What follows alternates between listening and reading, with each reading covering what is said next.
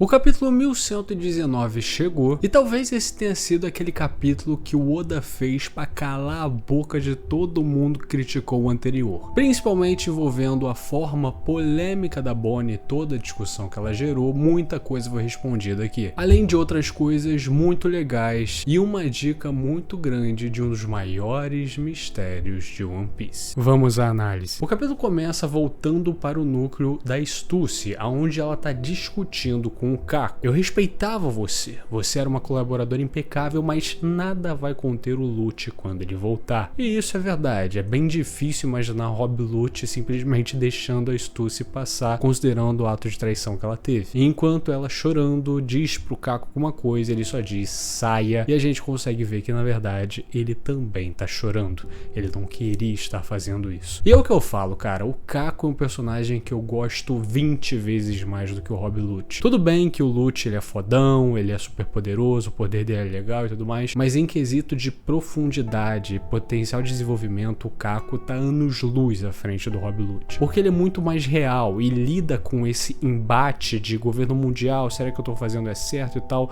de uma maneira muito mais humana do que o Lute, que é simplesmente uma arma que segue ordens. Porém, voltamos para o que interessa, com a gente vendo as formas de Nika, de Luffy e Bonnie, e os marinheiros reagindo a essa bizarrice e também os gigantes amando Nika. E depois a gente vem a primeira patada do Oda nos entendidos de One Piece, onde Marcus Mars, vendo a forma da Bonnie, diz: ela fez uma réplica com seus poderes da Toshi Toshi no Mi, e jogando um raio de fogo contra eles. Não se precipitem. E isso é meio óbvio. O que ela faz é replicar. Ela não tem os poderes em si. O que significa que a abrangência de poder dela é muito menor do que o poder que o Luffy tem. E depois disso, o Luffy fala: nada machuca esses caras, nem se forem partidos em pedacinhos ou esmagados. E recebendo em cheio o fogo de Mars, deem tudo de si e me arremessem contra ele com força total. E então, com o Luffy rendendo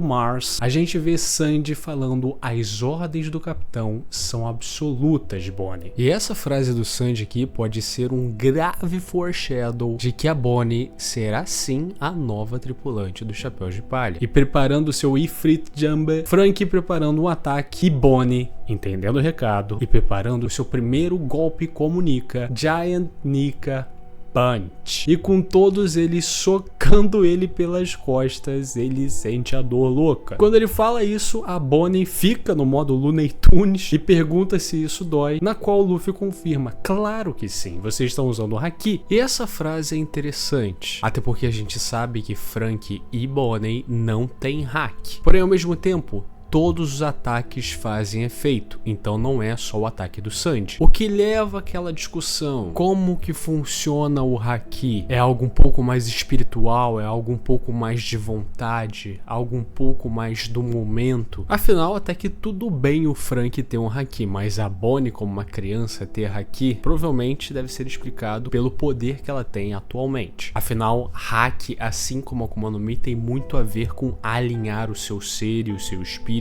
E nesse momento, como ela disse, ela está totalmente livre. Mas mesmo assim, Sandy e Franky falam pra Bonnie não se segurar, com a Bonnie achando tudo isso muito assustador. Luffy, com as pancadas que recebera, vira um balão fudido e isola Marcus Mars. Beleza, ele se foi e não vai voltar tão cedo, com aquela clássica isolada da equipe Rocket no Pokémon. Quando o perigo imediato é lidado, a gente vê Sandy falando com Atlas, perguntando pra ela aonde o outro grupo está, já que a Lilith está lá, elas conseguem se comunicar. E Atlas começa a se comunicar com Lilith, dizendo que York está nos monitorando. Porém, nesse momento, nós voltamos para o oceano, com a gente vendo o robozão que tinha acordado com a presença dos dois Nikas ainda afundando, porém, o Dendemushi dentro dele parece ainda funcionar, com a mensagem do Vegapunk voltando. E nesse momento nós vamos para Whole Cake, com eles parecendo que já estão recuperados depois da incursão de Van Auger e Kuzan, com a gente vendo nosso querido Katakuri no meio de todos os irmãos. aquela característica que não para de ser herdada. Podemos chamá-la de vontade. Então vemos também Vivi, Morgans e outras cidades vendo que a transmissão está de volta. Um Ayork falando: vocês só interromperam a transmissão. O circuito de memória do Denemush ainda está ileso. Vocês têm que destruir ele diretamente se quiserem desligar de vez. Ou seja, eles têm que, meu irmão, arrombar esse robô e quebrar o Denemush se eles quiserem fazer algo. O que aí sim houve vantagem desse cabeçudo ser chamado de gênio. Com ele continuando a mensagem: e para aqueles que sofreram por isso, só posso orar para que a minha voz alcance vocês. Com a gente vendo o Gaimon e a sua amada. Inclusive o encontro desses dois foi contado numa história de capa. E essa frase do Vegapunk, ela se relaciona com o Gaimon no sentido de que ele é uma das muitas pessoas no mundo que não está ouvindo transmissão. Afinal, ele tá numa ilha selvagem que não teria um Denemush e eles só estão curtindo a vida deles. E inclusive um fato curioso é que o Gaimon é o personagem favorito do Oda. Porém, do nada, uma chuva de agentes da Cypherpol e destroços começam a acontecer. Então a gente vê que eles estão sendo jogados nos navios de guerra junto com os serafins, e quem tá fazendo isso é Sanju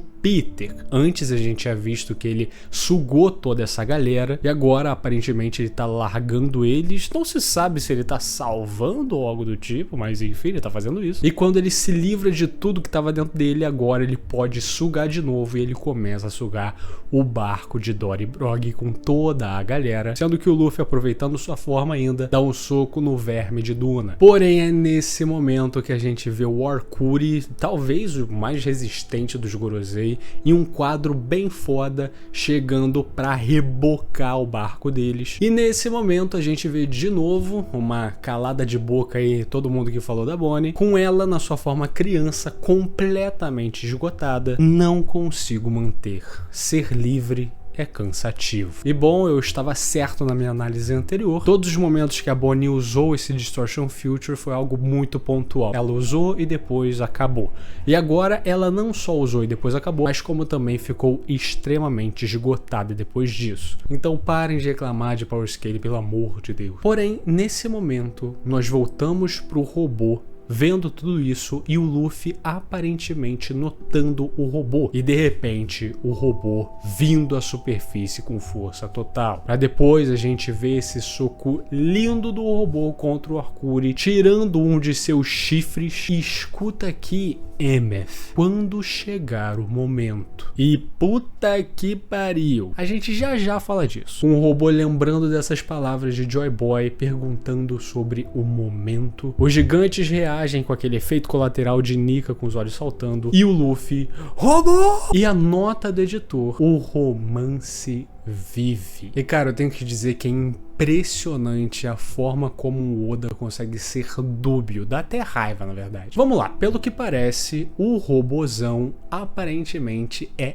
Emeth, que recebeu uma espécie de ordem do Joy Boy para que quando chegar o momento ele teria que fazer algo. Provavelmente esse momento está relacionado à profecia que os piratas Roger sabem. Porém, Emeth é um nome que não dá para cravar se é um nome feminino ou masculino. Porém, o que dá a entender com essa nota do editor pode ser duas coisas. Pode ser o amor que o Luffy tem por robôs gigantes fazendo coisas fodas, ou pode ser o amor de Emeth por Joy Boy. E como eu disse antes, esse robô não parece ser aquele robô convencional. Ele parece ter sentimentos, parece ter noções humanas, digamos assim. A minha teoria foi uma tripulante Joy Boy, que poderia ser a esposa dele ou simplesmente alguém que amava o seu capitão, e que quando tudo deu merda, com a ajuda da tecnologia do Reino Antigo, conseguiu infundir suas almas, suas memórias dentro desse robô e fazê-lo operar como se fosse a Emeth. Por isso que ele teria sentimentos e noções mais humanas,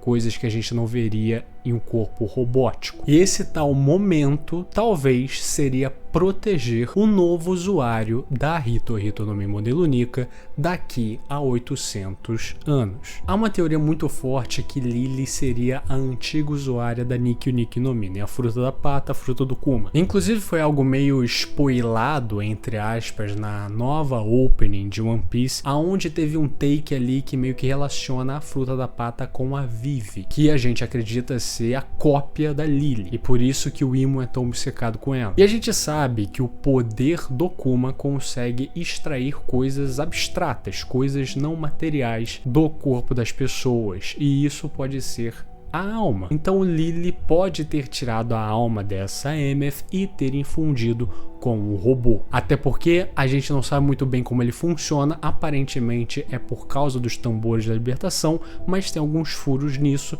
porque teve vezes que o tambor tocou e ele não ligou. Então com certeza esse robô ainda é um poço de mistério, mas ele aparecendo e tancando essa galera, a gente ainda tem que ver se ele realmente deu dano ou simplesmente se o chifre do Arcuri vai crescer de novo, que nem todos os outros ataques, mas isso vai ser muito interessante nos próximos capítulos. Além de que a parada que eu falei, acho que vai ser confirmada daqui a pouco, que é um Gorosei caindo no mar. Eu acho que o Mars, ele tá bem, ele só foi isolado, foi tirado de cena momentaneamente, mas os outros vão começar a vir, né? Principalmente que estão ali embaixo. Ainda falta o Saturn aparecer, que é o grande Gorosei malvadão desse arco, que foi colocado meio de lado nesse momento, e o Nusjuro lá em cima lidando com o grupo do Zoro. Então ainda tem algumas coisas a acontecer até a gente se despedir definitivamente desse arco. E uma coisa que eu fiquei feliz foi a continuação da transmissão do Vegapunk, porque pra mim o maior gênio do mundo não ia deixar a fonte da transmissão na ilha onde ele seria assassinado.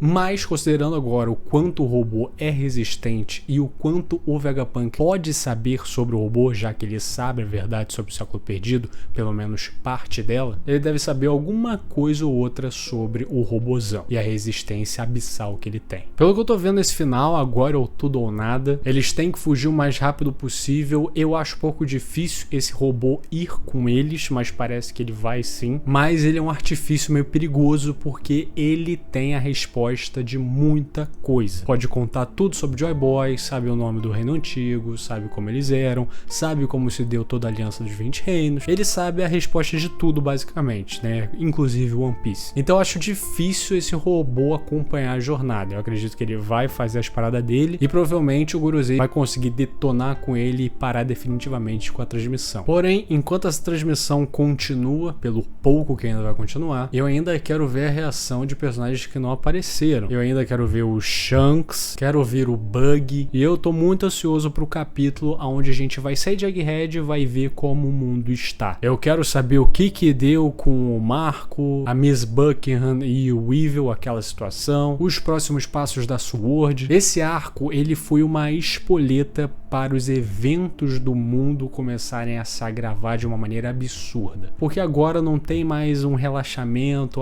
eu vou aqui, vou tomar um sol. Não, parece que agora todos os grupos relevantes da obra vão se focar no objetivo, ou contra ele ou a favor dele. Vai ser muito interessante ver como o Oda vai desenrolar tudo isso. Mas é o que eu falo, esse arco continua surpreendendo, continua mostrando coisas novas e cada vez mais inovando. Então é o que eu falo, esse arco não peca em nenhum capítulo, na minha opinião. Se tem um capítulo mais morno, ele vai servir para introduzir esse conceito de maneira mais dinâmica mais tarde. E é nisso que eu adoro esse arco. Parece que o Oda não está mais perdendo tempo. E isso nos fala a importância que é essa saga final. Agora vai ser tudo assim. Se você chegou até aqui, meu muito obrigado. Lembre-se sempre, comente, compartilhe, curta e se inscreva no canal, isso me ajuda demais. Um agradecimento especial para Otávio Caetano, Guilherme Paiva, Walisson Rodrigues, Arthur Zamborlini, Tauá, Guaxinim Gamer, Luiz, Victor Moser, Maze, Namikaze, Bruno Zanarella,